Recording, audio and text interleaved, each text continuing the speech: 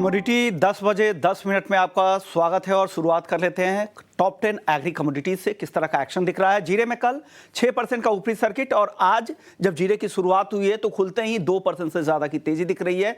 NCDEX पर जीरा का वायदा 27,700 रुपए के ऊपर जा चुका है, तो अच्छी तेजी जीरे में दिख रही है। जीरे के बाद हल्दी की अगर बात करें तो हल्दी जहां पर सप्लाई अब कम हो गई है, नए सीजन में जो उत्पादन है वो 40% तक पिछले साल के मुकाबले कम रहने का अनुमान है, उससे सपोर्ट है। यह भी आज शुरुआती कारोबार में करीब 1% ऊपर है। धनिया में भी आज तेजी दिख रही है, 76,050 के आसपास धनिया शुरुआती कारोबार में ट्रेड कर रहा है। ग्वारसीड ग्वारगम कल हल्की नरमी दिखी थी, लेकिन आज शुरुआती कारोबार में 1.5% ऊपर ग्वारगम है। अब यह भाव 10,500 के ऊपर है और ग्वारसीड का भाव अब 5,350 रुपए के करीब जा चुका है। कैस्टर की बात करें तो हाजिर में भी मांग अच्छी है, वादा में भी अब तेजी दिखनी शुरू हो चुकी है। धीरे धीरे 6,000 के ऊपर अब भाव निकल चुका है। सनफ्लावर ऑयल दायरे में है, 840 के आसपास यहां पर कारोबार एनसीडीएक्स पर हो रहा है। कॉटन केक जबरदस्त तेजी आई, 2400 से 2630 का 220-25 रुपए की तेजी, वो तेजी टिकी नहीं। कल 4% गिरावट, आज भी हल्की गिरावट दिख रही है। कपास एनसीडीएक्स पर 1560 के आसपास आवक में कमी आई है, जिससे लोअर लेवल पर सपोर्ट यहां पर दिख रहा है। मेंथा ऑयल 900 रुपए के आसपास, आज हल्की नरमी एमसीएक्स मेंथा ऑयल में दिख रही है। चलिए हमारे साथ भाविक पटेल हैं ट्रेडबुल सिक्योरिटीज से। शुक्रिया भाविक, आपने वक्त निकाला। शुरुआत जीरे से करेंगे। कल जबरदस्त तेजी, 2 दिनों में 8% की तेजी आ चुकी है। कल 6 आज 2, क्या करना चाहिए? और तेजी बाकी है क्या? पाइपलाइन खाली है? कल हमने हाजिर के कारोबारियों से बातचीत की थी, उनको लग रहा था जिस तरह के अराइवल्स है उसके डिमांड के मुकाबले वो काफी कम है और पाइपलाइन पूरी तरह से खाली है, उसका फायदा मिल रहा है। क्या ये फायदा आगे भी मिलेगा? क्या करना चाहिए? टेक्निकली कैसा दिख रहा है जीरा आपको? गुड मॉर्निंग विश्वम जी। जी जरूर से देखिए, आपने जैसे बताया अराइवल्स अगर देखें तो वो थोड़े स्लो हो गए हैं, तो उसकी वजह से 2-3 दिन में हमने देखा है कि थोड़ी तेजी देखने को मिली है। हालांकि मुझे लग रहा है कि जो अपसाइड है वो तो लिमिटेड रहेगी। मुझे नहीं लग रहा कि 30,000 से 31,000 के ज़्यादा जाएगी, क्योंकि अभी भी लोकल डिमांड थोड़ी अच्छी है, बट क्योंकि अराइवल स्लो है तो उसकी वजह से थोड़ी तेज़ी दिखने को मिल रही है। आई थिंक अभी भी 30,000 के लेवल के लिए बाय कर सकते हैं। अराउंड 26,800 के करीब अगर आता है तो बाय कर सकते हैं 30,000 के टारगेट के लिए, और स्टॉप लॉस रख सकते हैं 26,000 का। तो लिमिटेड अपसाइड है, बट हाँ लग रहा है कि आज के दिन पे मोमेंटम रहेगा अपसाइड। आज भी बरकरार रहेगा। 30,000 का टारगेट रखिए, 26,000 के स्टॉप लॉस का भी वायदा के ट्रेडर है तो जरूर आप ध्यान रखिएगा। भाविक हल्दी में बताइए, हल्दी उत्पादन को लेकर तो चिंता है ही, कम उत्पादन रहने वाला है, उसका फायदा भी मिल रहा है। कब तक ये फायदा मिलेगा, कहां तक ये तेजी एक्सटेंड होगी? देखिए, हल्दी में पहले भी हमने देखा कि 16,000 के करीब अगर आता है तो वहाँ से थोड़ी बहुत सेलिंग प्रेशर है, सप्लाई ज़ोन आ रहा है। कल भी हमने देखा है कि थोड़ी तेज़ी के बाद अभी ओपनिंग थोड़ा फ्लैट हो रहा है, तो मुझे लग रहा है कि आज के दिन शायद थोड़ी गिरावट आएगी, जो एक बाइंग अपॉर्चुनिटी ज़रूर बनेगी। तो 15,200 के करीब अगर आता है तो 16,000 के टारगेट के लिए बाय कर सकते हैं। स्टॉप लॉस 14,900 का। अभी भी मुझे लग रहा है कि स्पाइसेस में हल्दी और धनिया है, ये 2 में, क्योंकि इस पर प्रॉस्पेक्ट कम है तो अब ज़्यादा बढ़त देखने को मिलेगी।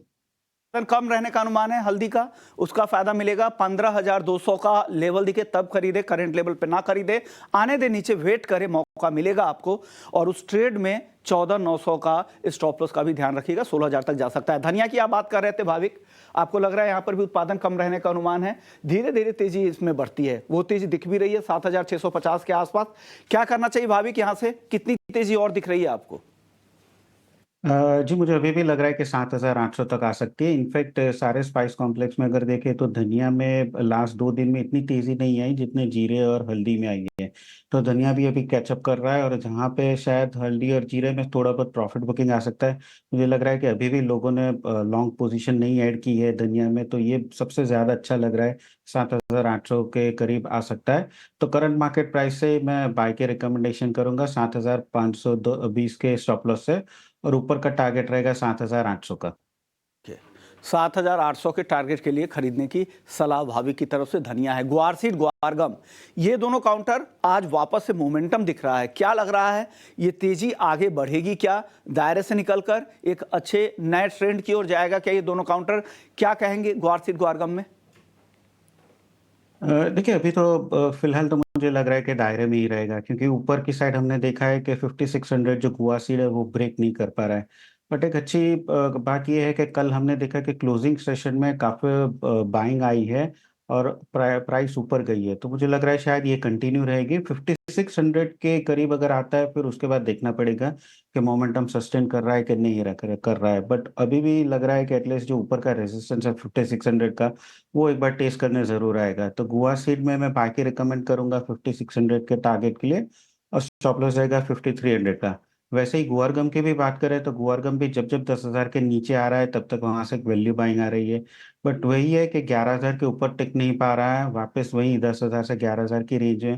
तो ये भी अगर 10,300 या 400 के करीब आता है तो 10,000 के स्टॉप लॉस से मैं बाई की रिकमेंडेशन करूंगा। ऊपर का टारगेट भी लिमिटेड रहेगा 11,000 तक का। ओके, चलिए अब बात कर लेते हैं कॉटन सीड ऑयल केक। यहाँ पर क्या लग रहा है आपको, ये तेजी जो 220-230 रुपए के आसपास की तेजी आई थी, वो तेजी हवा हो गई?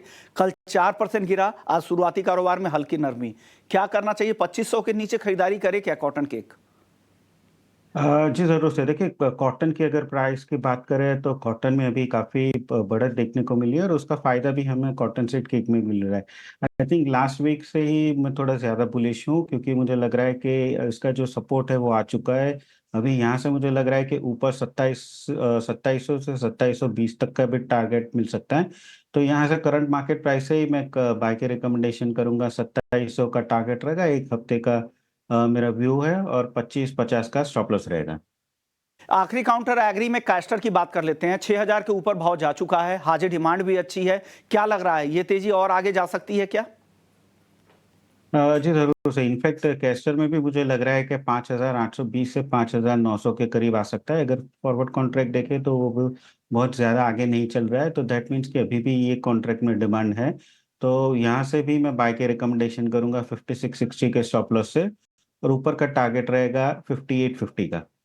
भाविक, अब अगला सवाल नेचुरल गैस को लेकर। आज जबरदस्त तेजी दिख रही है, 7% से ज्यादा का उछाल। क्या लग रहा है, क्या लोअर लेवल की बाइंग है या कुछ नई डिमांड आ रही है, उसका फायदा यहां पे दिख रहा है आपको? देखिए, वेदर फोरकास्ट की अगर बात करें तो वेदर फोरकास्ट अभी भी वीक ही दिखा रहा है, बट एक तो ओवरसोल्ड से हमें देखने को मिला है कि एक थोड़ी शॉर्ट कवरिंग है, और दूसरा यूएस से जो फ्रीपोर्ट एलएनजी है वहां से अभी एक्सपोर्ट नहीं हो रही है, तो शायद यूएस में प्रोडक्शन की दिक्कत होगी। तो ये न्यूज़ से हमने देखा है कि एक बहुत बड़ी तेजी देखने को मिली है, बट अपसाइड लिमिटेड ही रहेगी, क्योंकि अभी भी फंडामेंटल्स काफी वीक है। ये शायद 145-148 तक जा सकते हैं, फिर वहां से मुझे लग रहा है कि वापस बीच के ही चलना चाहिए। 48 तक इस तेजी में नेचुरल गैस का काउंटर जा सकता है। सोना और चांदी, ये दोनों में आज हालांकि दायरे में कारोबार हो रहा है। क्या लग रहा है, किस तरह की चाल दिख रही है आगे? देखिए, फेड की एफओएमसी की जो मिनट्स है उसके ऊपर सबकी नज़र रहेगी, थर्सडे को आने वाली है। बट अभी भी जिस हिसाब से डॉलर इंडेक्स वीक है, तो मुझे लग रहा है कि गोल्ड में बाई करना चाहिए। तो गोल्ड मेरी प्रेफरेंस रहेगी 62-120 के करीब बाय कर सकते हैं, 62-350 के टारगेट के लिए, और स्टॉप लॉस रख सकते हैं 62,000 का। क्रूड में क्या करना चाहिए? क्रूड में भी कल हल्की नरमी दिखी थी, एमसीएक्स पर आज भी हल्का दबाव है, लेकिन इंटरनेशनल मार्केट में तेज दिख रहा है। क्या करना चाहिए? ऑप्शंस में कोई ट्रेड है क्या? आई थिंक फ्यूचर में मुझे अभी भी लग रहा है, क्योंकि 6550 6600 पे एक सप्लाई जोन आ चुका है, वहां से ऊपर नहीं जा रहा है, रेजिस्टेंस बार बार लगातार फेस कर रहा है। तो आई थिंक नई मोमेंटम 6600 के ऊपर ही आएगी, तो अभी लग रहा है कि एटलीस्ट आज के दिन थोड़ा बहुत और करेक्शन आ सकता है। तो 6380 के टारगेट के लिए शॉर्ट कर सकते हैं, 6500 का स्टॉप लॉस रख सकते हैं। 500 का स्टॉप लॉस, और 6380 तक नीचे आ सकता है कच्चा तेल।